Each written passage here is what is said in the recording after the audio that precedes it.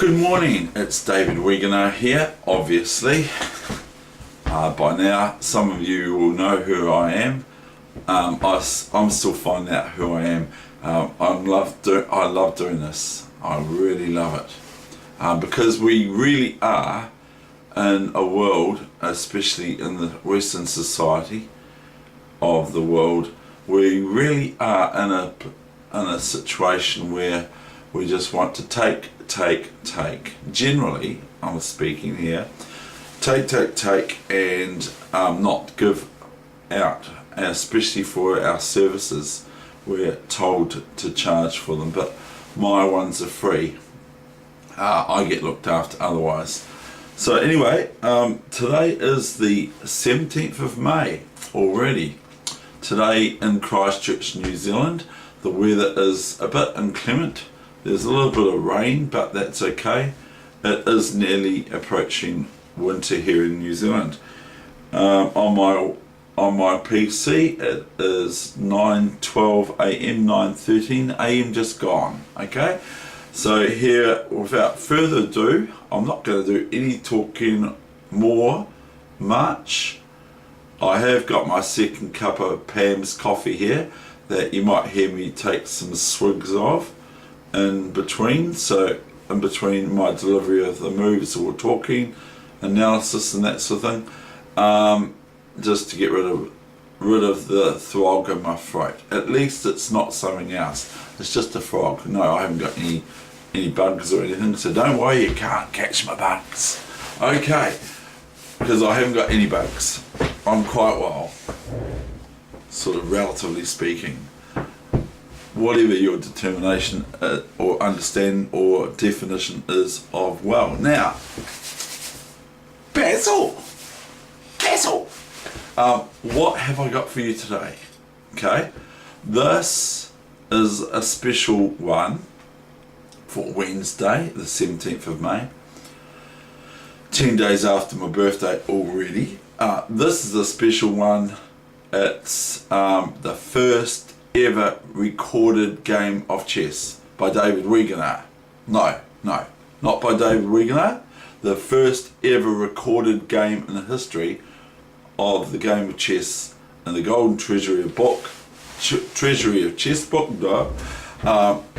The first ever recorded game of chess, which was in the 15th century. Now I used to think that means it was 1500 and something. No. 15 centuries so it's played in about 1486. Now here we go. Okay, so this is the first ever recorded game in history according to this book.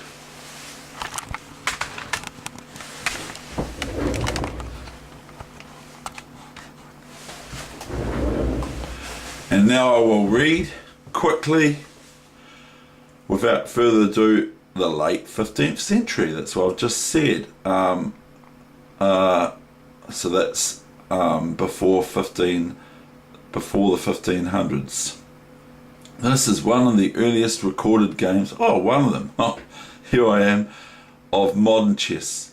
It was played shortly after 1485, when the medieval moves of the queen and bishop were changed.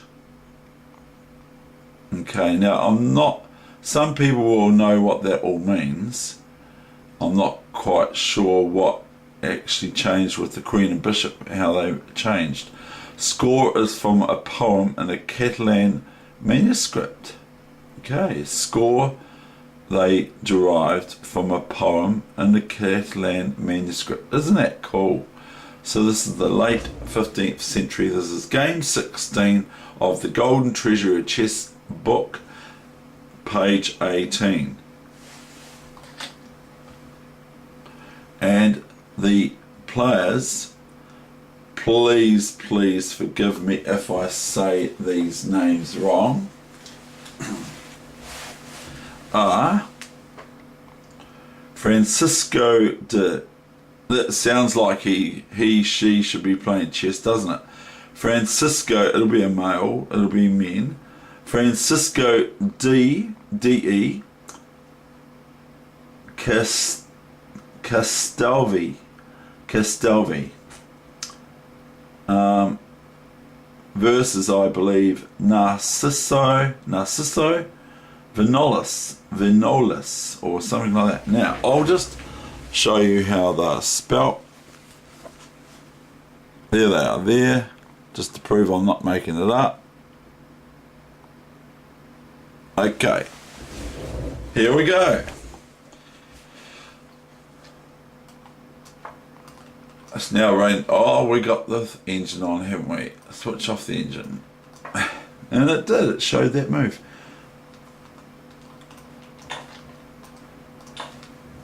Well, that's so far alright, isn't it? Knight to queen here, to queen's bishop 3, or knight c3. Queen a5 is possible here, which gets played a lot. Some people will even play this move. They play queen e6 or e5 check. Can't go here.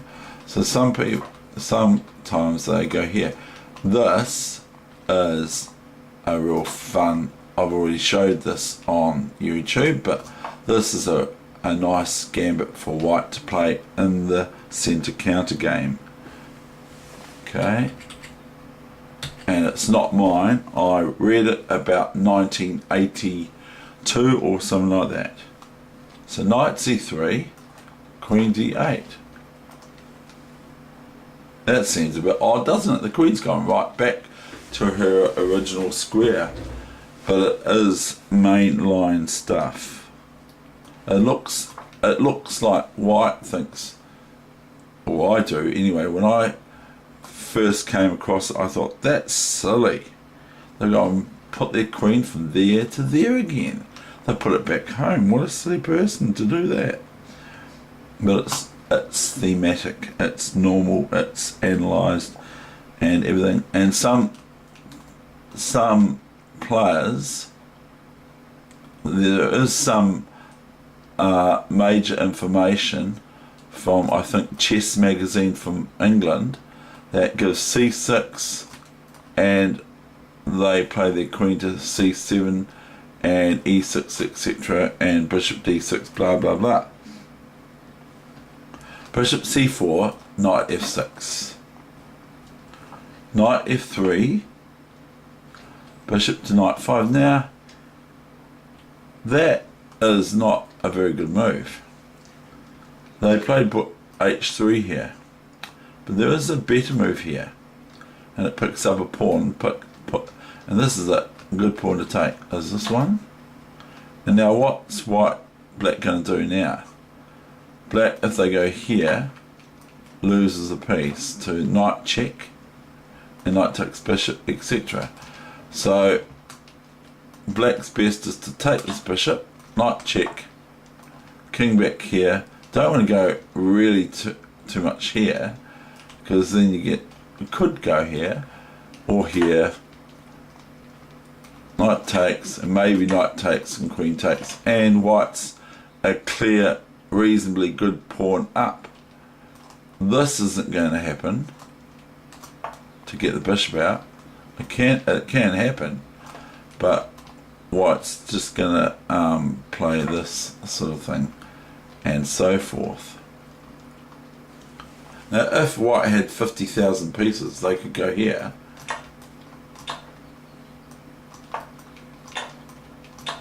and that sort of thing. Okay, now, so after bishop g4, I believe that bishop f7 wins a pawn for white, as I've just outlined.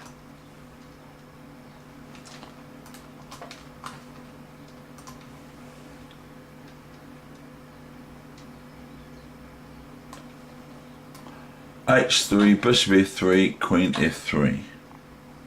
So far playing quite well, sort of.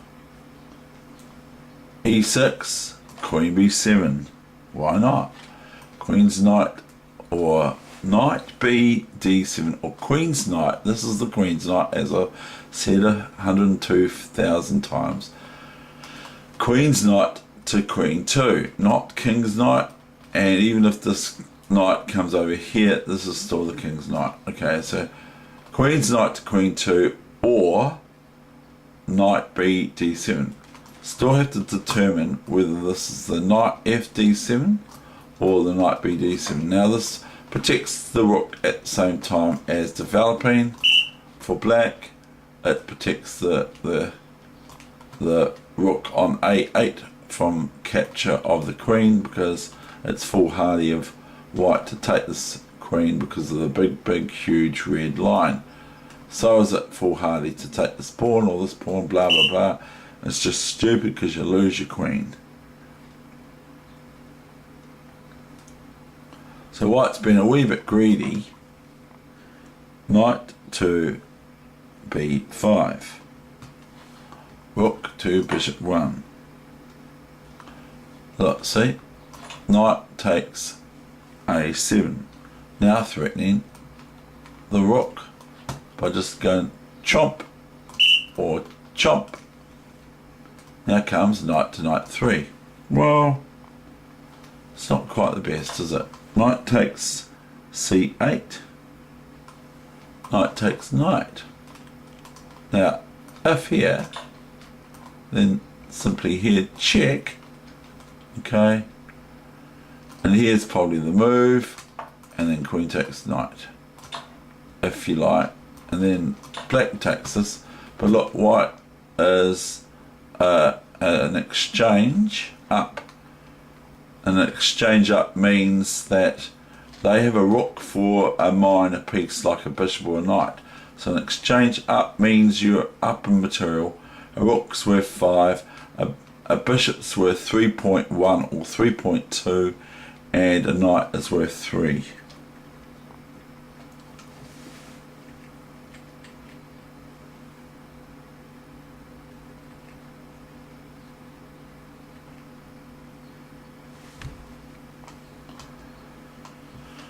So we got knight c8 here. Okay. Pawn to d4. Now that's quite reasonable.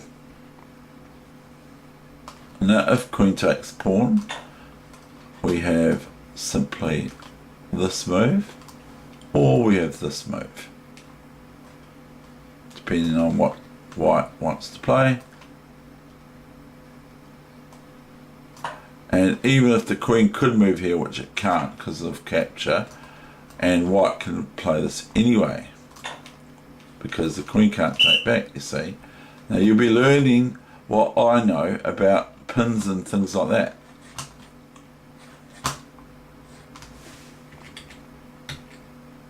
Or traps or winning of pieces and so forth. I'm very good at it.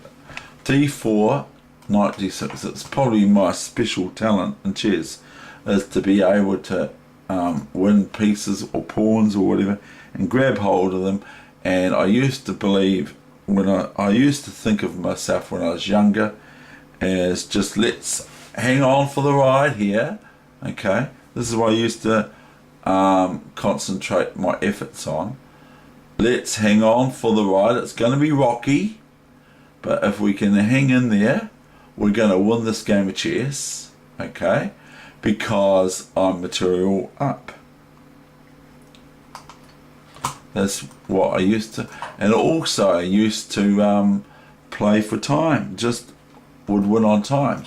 Now I play very well and for time. I play very well for speed chess.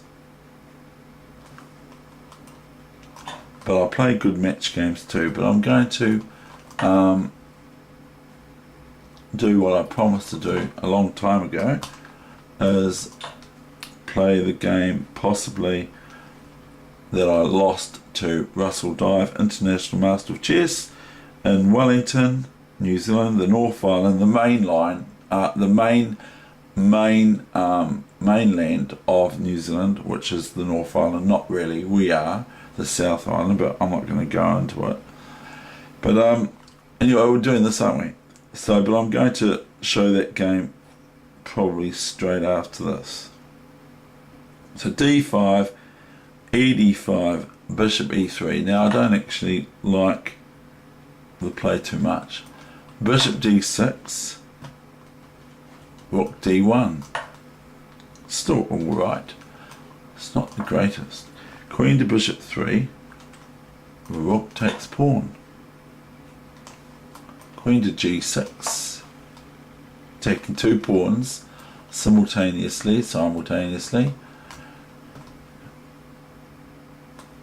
Attacking this pawn and that pawn. But as I mentioned earlier, black is down an exchange. White has a rook, and a bishop and a queen. Black has a queen, queen, bishop, knight and rook, and a king, and it'll only go to the pawns. Look at these pawns. Look, I know that white's been naughty grabbing pawns in the opening, but all these pawns. Now, okay, bishop c4.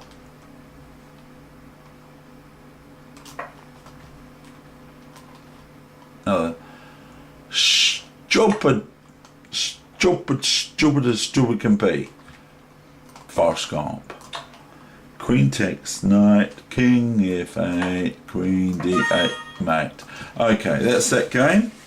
So that's that game. I'm sure it's all right to have a look at that. And now I'm just going to show you my game that was played in 1989 on the 16th of May.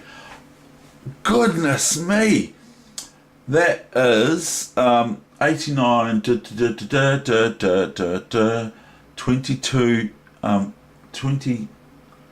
years ago, isn't it? Yeah, 28 years ago. No, what is it?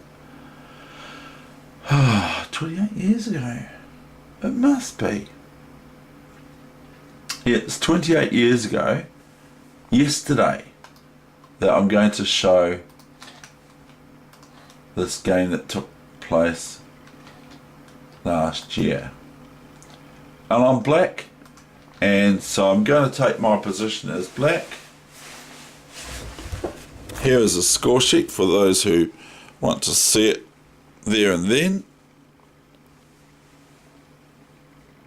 David Weegenaar versus Russell Dive, who is an international champion, international master of chess. And this occurred in Wellington at the North Island Chess Championships, which I got equal with about 50 other 1,000 players. And I got first equal with, I believe, I think it was, I'm not sure what the score was. It might have been 5.5 or 5.5 or 6.5. Yep, 6.5 out of 8. And I got first equal with other great chess players from New Zealand. That some of them have left, but here is me playing on board 3, round 3, and I've played, and the time control was 40 and 2 and 20 and 1 thereafter. So 40 and 2 moves, 2 hours, 40 moves in 2 hours. But the game doesn't last very long. And this is Russell Dive, who was basically first, second New Zealand championships of the time, but I ended up ahead of Russell, and like it's a bit funny really, because he joked to me. He said to me after a few rounds later, he came up to me, Russell Dive said to me, he said, "What are you doing up here?" Because I was on a higher board than he was, or I was near him again, even after this loss to him. So I love Russell Dive, and he's a lovely, lovely person, and I'm not interested in men, but I love this guy. He's a true champion, this guy. He's a very deserved champion, and I'm not crying. I just really love this guy, and so does Heather. Heather loves him too, because he's a lovely person. And I don't even mind losing to this person. Yeah, so here we go. But I have beaten him 2007, I think, in Dunedin, and that I have already put on the net. So I promised him that I would put this on the net, and also if I could drop his name, and he said yes I can. C5. Now I follow down a main line, okay, this is played on the 16th of May, which is yesterday 28 years ago. So it's 28 years ago and 1 day ago that we played in the South Island Championships. Now I played a tail line, a Mikhail tail line, I believe, but the thing is what I'm teaching here is play your own move, and that's the thing. Now, so I'm playing a kind of a tarish, and this is quite symmetrical, or whatever you want to call it. The pawns are all adjacent to each other, threatening to take each other and swap off and have isolated pawns, like white can leave black with just an isolated pawn like this, almost by force. And that's the thing. But the thing is with this whole setup is I'm not actually playing my own game. Even though I got first equal in the North Island Championships then in 1989, which is the same year as my son was born. My son was born 3 months ago from before this game occurred. 3 months and some days ago, or less some days ago. But anyway, I'm just saying that I played a theoretical line that I knew a little bit about, but not enough. But Russell Dive, International Master Russell Dive of Wellington, he knew about this line, and you just watch what happens.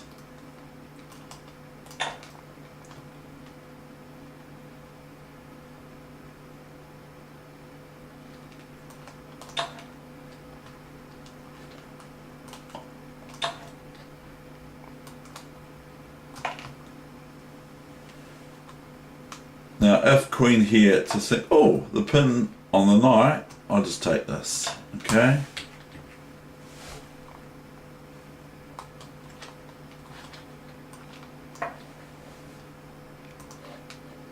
So I knew this line, I'd learnt this line sort of thing, but I didn't really know it very well. I think I studied it quite soon before I played Russell. But my chess was quite good otherwise, but I don't think I played very well here. I just got trundled by the great.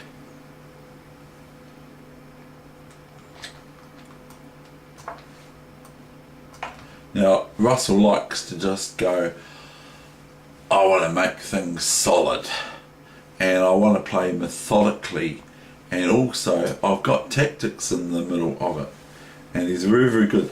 I remember playing him lightning chess after this, okay? I played him lightning chess afterwards when we'd analysed the game. We played some lightning chess, and he was sitting there talking and talking like I do, talking away, and someone was talking to him and he was talking to them, and he would just he would flit his eyes over the lightning chess games that we were playing. We played about 6 or so, and he beat me every single game, and I didn't get a look in, and I was probably a wee bit annoyed or infuriated, or like, I've been playing chess longer than you, Russell, I was probably thinking, and here you are, you're beating me in my game, lightning chess.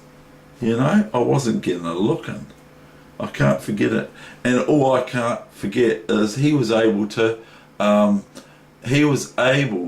unlike myself, he was able to concentrate on the game and still talk to someone or be engaged in conversation.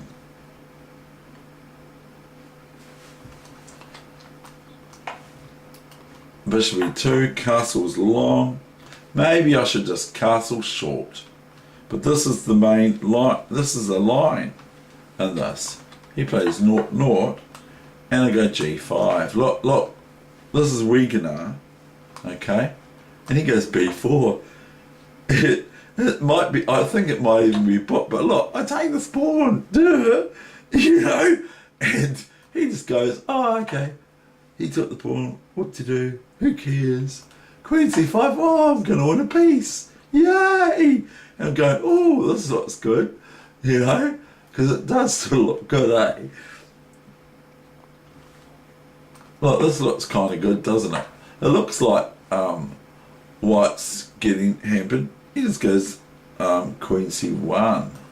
He goes, I'm not going to get excited. And I'm getting excited. I'm going, woo, I'm doing really well here. G4, Knight D4, and guess what? I say to him, draw. I offer him a draw here because it says D in question mark. Not for David, but it says D question mark. Okay, I'll show you. Just so I'll show you. There, my thumb, I've got in brackets D question mark. Draw. Well, guess what our beloved friend said?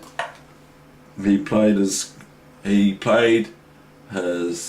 queen knight to here.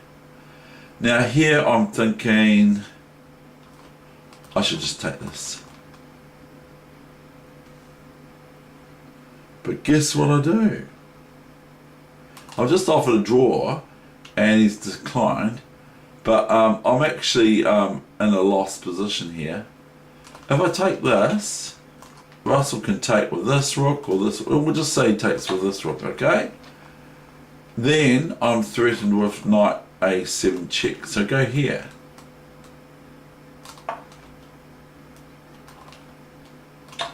Okay, now this, the only move here for black to stay in the game is this, funnily enough. You might say, well, how come? Because of this move here, you see. So I'm not even in the game, am I? Because I'm just going to lose a major piece to a minor piece. Because if I take here now, he just takes one of these rocks. Okay, so that's no good, is it?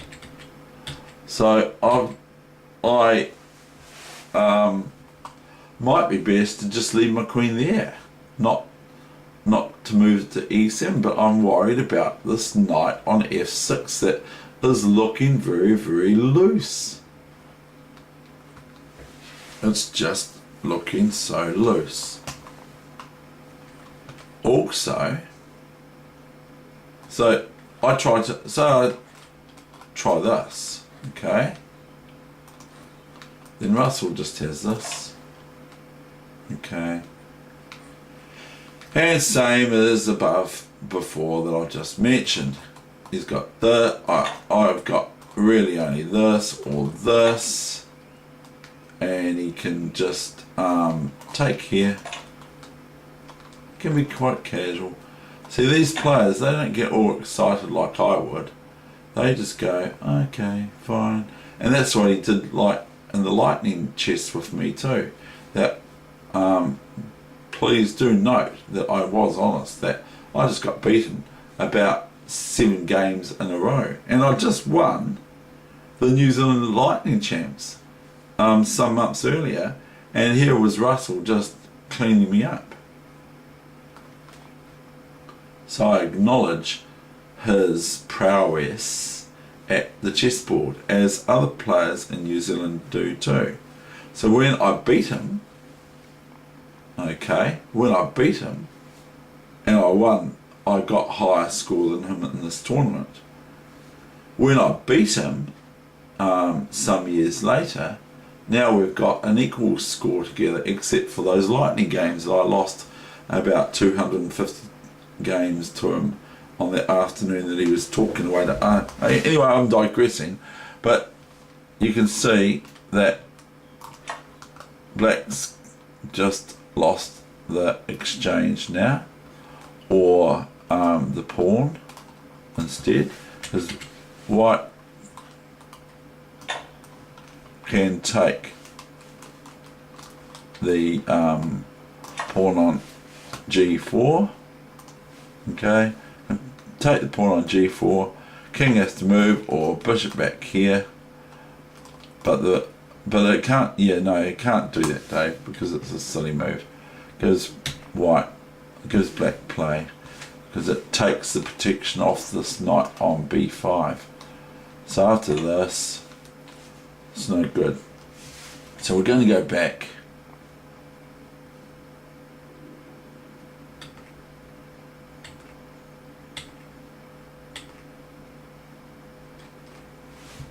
I go queen e7, trying to defend this, you see. And Russell, the player he is, he doesn't get excited, you see. He doesn't get all sort of like, let's be like Weegenaar and be real aggressive and swashbuckling.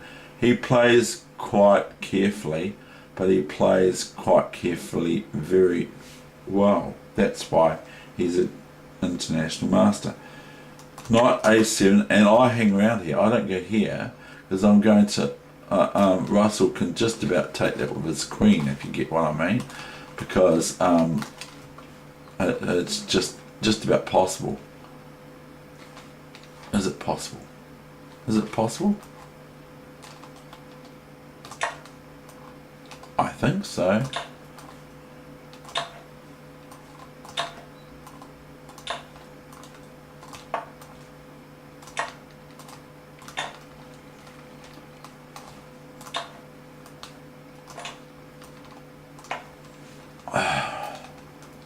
Where do you go? Go here. Chomp, look at that position. Look how lost I am here. Am I lost? What happened there? Can't even understand how I sacrifice. I just showed the sacrifice of the queen, but look, I'm still lost. It's 5 versus 2 pawns, even though we've got opposite coloured bishops. This is a win for white. It's beautiful. Okay, so I go queen e7. Now I'll finish the game and then that's it.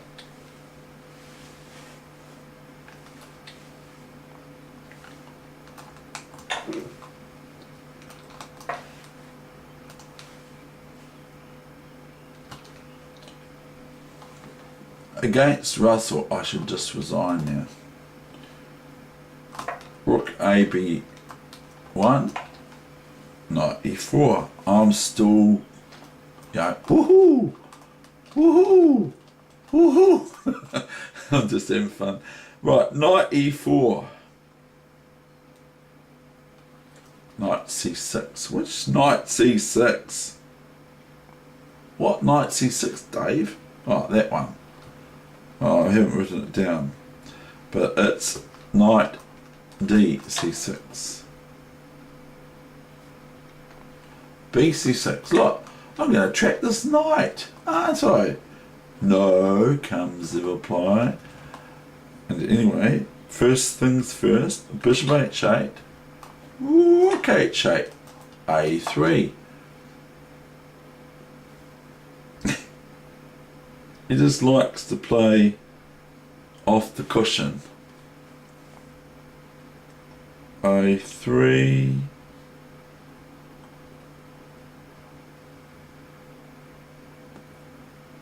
Because I am threatening this. Bishop c3. Whoa, that's going to undermine that bishop very easily, David. You know, if I go here, but take this, well, you know what happens here? As this happens, now where does the king go? The king goes here, or here, but it can't go here, because the knight takes. Chuck, chuck, chuck, Dave. It's check, Dave. So anyway, that doesn't work, does it? So he is very tactical, by the way, but he does it in a clean sort of a fashion. He just covers his bases and all that sort of thing, and plays really well. I'm really impressed with him. He won. He just won. I think the start of the year. I think he won or it might have been last year. He won the 50 or above New Zealand Championships. That, happily for him, I didn't participate in. So if I did, well, look out, Russell. Not really. I'm just joking. So here we go. But he's the one who thinks Heather is a good player. So I want Heather to work on that, because I want her to go and do exactly what Russell says she's very good at, is playing chess. Right, now we're going to finish this game right now. Bishop c3. Now that's no good. Okay, it's just terrible. Look, he's now undermining the protection of my bishop, and what do I do?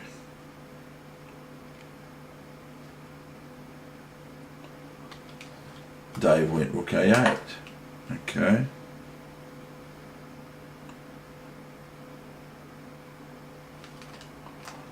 Bishop e4. Oh, he's let me off.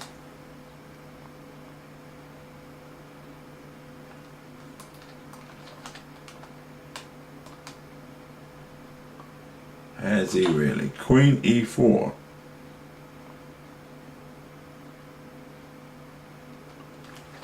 Queen c3. Rook a7. Queen b3.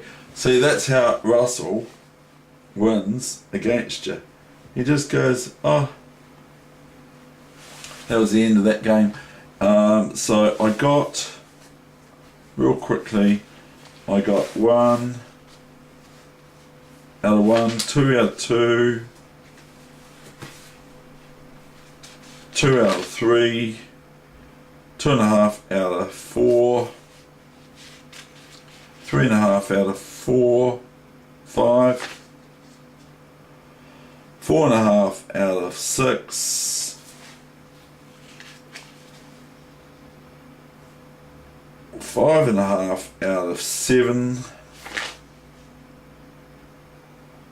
6 out of 8, not 6.5, and that was with a New Zealand champion last round, round 8, board 2 on the 21st of 5th. But that's for another time.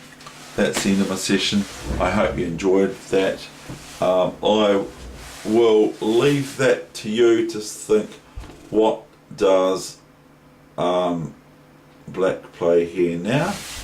I'm just going to show you what I would play if I would possibly play this, but then if I play this, Russell's got this move check here. Now I can't go here because Queen b8 checkmate. Okay, that's no good. So I'd have to go up here,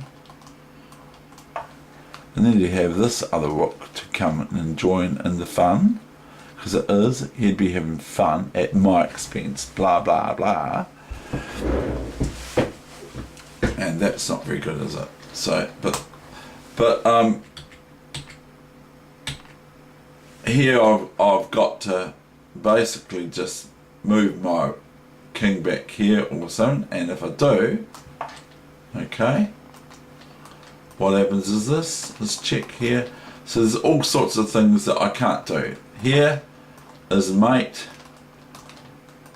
and here I can't contest this. If I play here to stop that, he can just go queen here, and queen takes rook, etc. Because this rook's protected, of course, on b1 with the other rook. That's the end of my session. I hope you enjoyed it. I'm going to get out into that beautiful wet weather today, and if you want, you can have a look at one picture if you want to, and then we'll call it quits.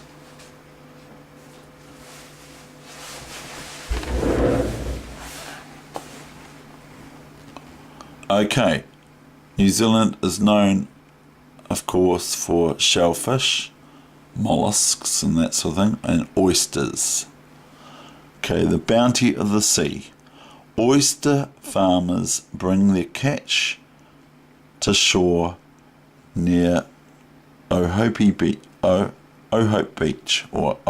Beach, Bay of Plenty, which is in the east coast of the North Island of New Zealand. That's my session. Thank you very much.